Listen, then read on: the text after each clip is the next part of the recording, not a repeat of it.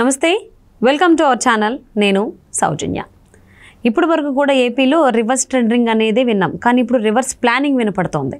ఎలా అంటే election commission ఈ ఎన్నికలకు సంబంధించి 48 గంటల ముందు అంతా కూడా రివర్స్ ప్లానింగ్ అమలు చేయబోతోంది. ఇప్పుడు వరకు జగన్మోహన్ రెడ్డి చేసిన ప్లాన్స్ ఏవైతే ఉన్నాయో అవన్నీ తిప్పికొట్టడం కోసం రివర్స్ ప్లాన్ చేస్తోంది అన్నట్టుగా తెలుస్తోంది. మరి అంశానికి సంబంధించి మనతో మాట్లాడడానికి, వారి విశ్లేషణని మనతో పంచుకోవడానికి ఈరోజు మనతో పాటు ఉన్నారు senior journalist, senior political analyst CS Rao garu ఉన్నారు. వారితో మాట్లాడదాం. నమస్తే రావు గారు. నమస్తే. రివర్స్ టెండరింగ్ కాస్త ఇప్పుడు ఎలక్షన్ కమిషన్ వచ్చేసరికి రివర్స్ ప్లానింగ్ అయింది అంటున్నారు. సో పోలింగ్కి 48 గంటల ముందు ఎలక్షన్ కమిషన్ అంతా కూడా రివర్స్ ప్లానింగ్లో, అంటే జగన్మోహన్ రెడ్డి ఇప్పుడు వరకు చేసుకున్న ఏవైతే ప్లాన్స్ ఉన్నాయో దానికి ఆపోజిట్గా చేస్తోంది. సో ఆ రకంగానే అధికారులకి ఆదేశాలు కూడా జారీ చేశారని చెప్పి అంటున్నారు. ఇది ఎంతవరకు వాస్తవం? అసలు ఏంటి ఆ రివర్స్ ప్లాన్స్? సో ఏ రాష్ట్రానికి కాన్సన్ట్రేషన్ చేయనటువంటి విధంగా ఆంధ్రప్రదేశ్ మీద కేంద్ర ఎన్నికల సంఘం ఒక నిఘా పెట్టింది. నిఘా పెట్టి చివరి 2 రోజులు, అది చాలా ఇంపార్టెంట్, ఆ చివరి 2 రోజులు ఆంధ్రప్రదేశ్లో ఏదో జరగబోతుంది, జరిగే అవకాశం ఉంది అనేటువంటి సమాచారాన్ని అందుకొని రివ్యూ మీటింగ్ పెట్టింది. రివ్యూ మీటింగ్ పెట్టి ఢిల్లీ నుంచి వర్చువల్ మీటింగ్ పెట్టి ఇక్కడ ఉండేటువంటి ఎన్నికల కమిషనరు, తర్వాత ఉన్నతాధికారులు సిఎస్తో కానీ వీళ్ళందరితో రివ్యూ మీటింగ్ పెట్టి ఫ్రీ అండ్ ఫెయిర్ ఎలక్షన్ జరగాలి, సింగిల్ ఇన్సిడెంట్ కూడా జరగకుండా మీరు నిష్పక్షపాతంగా ఎన్నికలు నిర్వహించాలి, పోలింగ్ నిర్వహించాలి. 48 అవర్స్, చివరి 48 అవర్స్ చాలా ఇంపార్టెంట్. ఆ 48 అవర్స్లో ఏ సంఘటన జరగకూడదు, ఏ సంఘటన జరిగినా మీరే బాధ్యత వహించాల్సి ఉంటుంది అని చెప్తూ దాదాపుగా ఒక 5 జిల్లాలకు సంబంధించినటువంటి కలెక్టర్లని, ఎస్పీలని ఒక సీరియస్గా సున్నితంగా మందలించి వదిలిపెట్టారు. మీరు కనుక పక్షపాతంగా వ్యవహరిస్తే మీ మీద వేటు వేయబడును అని చెప్పి చాలా సీరియస్గా సంకేతాలు ఇచ్చారు. ఒక 5 జిల్లాలు మేము ఐడెంటిఫై చేశాము. ఈ 5 జిల్లాల్లో సమస్యాత్మక, అతి సమస్యాత్మక ప్రాంతాలు ఉన్నాయి. అక్కడ ఇప్పటికీ ఇన్సిడెంట్స్ జరుగుతున్నాయి. ఆ ఇన్సిడెంట్స్ అలాగే కొనసాగితే ఆ ఎస్పీల మీద, ఆ కలెక్టర్ల మీద తీవ్రమైనటువంటి చర్యలు తీసుకుంటాము అని చెప్పి ఒక హెచ్చరిక కూడా జారీ చేయడం జరిగింది రివ్యూ మీటింగ్లో, వర్చువల్గా జరిగినటువంటి రివ్యూ మీటింగ్లో. మిగతా రాష్ట్రాల్లో లేనటువంటి పరిస్థితి ఒక ఆంధ్రప్రదేశ్లోనే ఉంది అనేటువంటి విషయాన్ని కూడా కేంద్ర ఎన్నికల కమిషనర్ ప్రస్తావించారు. ఎందుకు ఉంది ఆ రాష్ట్రంలో ఆ పరిస్థితి, ఎందుకు వచ్చింది, ఎందుకు ఉండాల్సి వచ్చింది? 4వ ఫేజ్లో జరిగేటువంటి దాదాపుగా 120 లోక్సభ స్థానాలకు సంబంధించి ఎక్కడా లేనటువంటి ప్రాబ్లం ఆంధ్రప్రదేశ్లో ఎందుకు ఉంది? మీరు అలాంటి టెన్షన్ వాతావరణాన్ని కానీ లేదా అలాంటి భయానక వాతావరణాన్ని కానీ కలగకుండా స్వేచ్ఛగా ఓటర్లో ఓటు వేసేటువంటి పరిస్థితులు కల్పించండి. చివరి 48 గంటల్లో హింసాత్మకమైనటువంటి పరిస్థితులను క్రియేట్ చేయడానికి కొంతమంది ప్రయత్నం చేస్తున్నారు అనేది సమాచారం ఉందని చెప్పి కూడా ఆయన వ్యక్తపరిచాడు వీళ్ళకి. సో ఎలా వ్యక్తపరిచింది కేంద్ర ఎన్నికల సంఘం, కేంద్ర ఎన్నికల కమిషనర్ అని అంటే, ఆల్రెడీ ఇప్పటికే పరిశీలకులను పంపించారు. ప్రతి లోక్సభ స్థానానికి సంబంధించి ఒకళ్ళు ఆల్రెడీ పరిశీలనకు పంపించారు.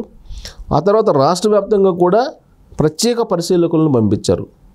జనరల్గా ఉండేటువంటి అబ్జర్వర్స్ని కాకుండా స్పెషల్ అబ్జర్వర్స్ని కూడా ఆంధ్రప్రదేశ్కి పంపించారు. ఆ స్పెషల్ అబ్జర్వర్స్ ఇచ్చినటువంటి సమాచారం ప్రకారం డీజీపీ బదిలీ కూడా అందుకే జరిగింది. స్పెషల్ అబ్జర్వర్స్ ఎవరైతే ఉన్నారో ఈ స్పెషల్ అబ్జర్వర్స్ ఇచ్చినటువంటి నివేదిక ప్రకారం 5 జిల్లాలకు సంబంధించిన ఎస్పీలకి, 5 జిల్లాలకు సంబంధించిన కలెక్టర్లకి వార్నింగ్ కూడా ఇవ్వడం జరిగింది. అంటే ఆ 48 అవర్స్లో ఏం జరగబోతుంది అనేది కూడా ముందే గ్రహించారు వాళ్ళు.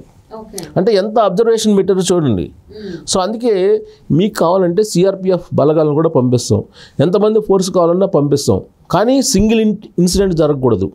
అలాగే అధికారంలో ఉన్నటువంటి పార్టీ ఏ విధంగా అక్కడ మొత్తం డబ్బు మద్యాన్ని పంపడానికి రెడీ అయ్యిందో దాని మీద కూడా సమాచారం ఉంది.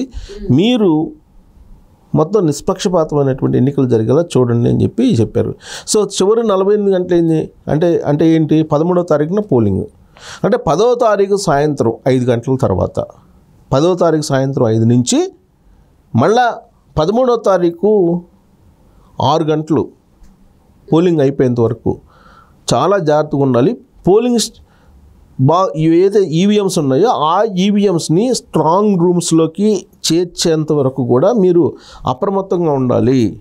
అక్కడ తీవ్రమైనటువంటి పరిస్థితులు ఉన్నాయి ఆంధ్రప్రదేశ్లో అనేటువంటి ఒక సంకేతాన్ని ఇచ్చింది. ఓకే, అంటే 10వ తారీఖు 5 గంటల నుంచి 11వ తారీఖు 5 గంటలు, 12వ తారీఖు 5 గంటలు, 13వ తారీఖు, సరే 13 అంటే polling day. So polling day కాబట్టి నీకు ఆల్మోస్ట్ ఆ రోజు అంతా పోలీసు బలగాలు, బందోబస్తు, సిఆర్పిఎఫ్ ఇవన్నీ వస్తాయి. మార్చ్ పాస్టులు చేస్తారు ముందు నుంచి, 2-3 రోజుల ముందు నుంచి. ఆ పోలింగ్ రోజు కాకుండా ముందు 2 రోజులు డబ్బులు పంపకం కానీ లేదంటే మద్యం పంపకం కానీ ఇవన్నీ కూడా ఉంటాయి. ఎన్ని చర్యలు తీసుకుంటారో అన్ని చర్యలు తీసుకోండి, కానీ ఇన్సిడెంట్స్ మాత్రం జరగకూడదు, హింసాత్మకమైనటువంటి పరిస్థితులు రాకూడదు. భారతదేశంలో ఇప్పుడు 3 ఫేజ్ల ఎలక్షన్స్ అయినాయి. ఎక్కడ కూడా పెద్దగా చెప్పుకోదగ్గ లేదంటే భయంకరమైనటువంటి సంఘటనలు ఎక్కడ జరగల 3 ఫేజుల్లో కూడా. కానీ 4వ ఫేజ్లో జరగబోతున్నాయి అని చెప్పి ముందుగానే గ్రహించింది. అది కూడా ఆంధ్రప్రదేశ్లో జరిగేటువంటి అవకాశం ఉందని చెప్పి గ్రహించి సెంట్రల్ ఎలక్షన్ కమిషన్కి ఆ డౌట్ వచ్చింది ఏపీకి సంబంధించి. ఆల్రెడీ అక్కడ ఆంధ్రప్రదేశ్లో ఉంది Jaganmohan Reddy.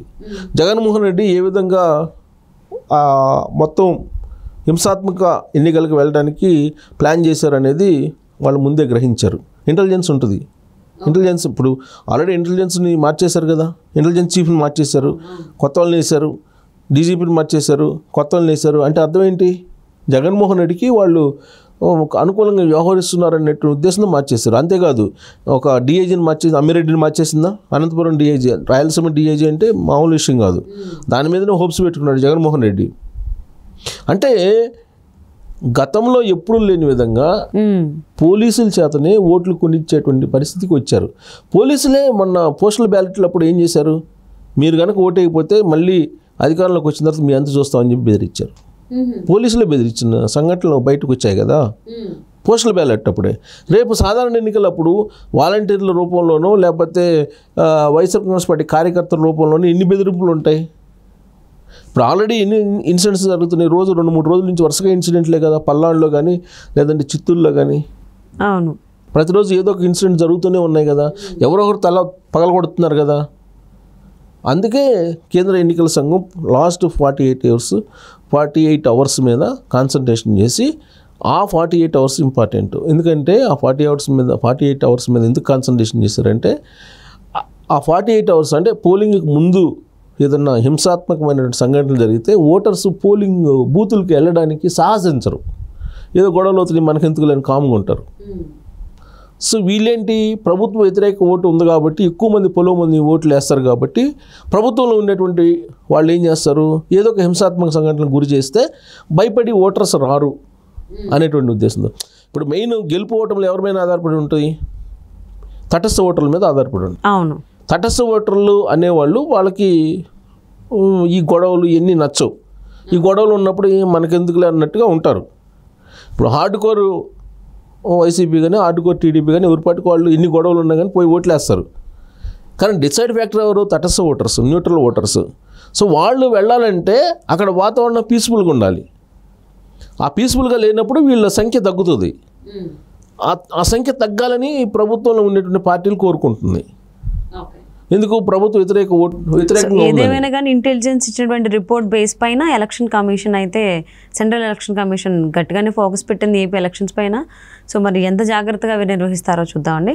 Thanks so much రావు గారు. Thank you.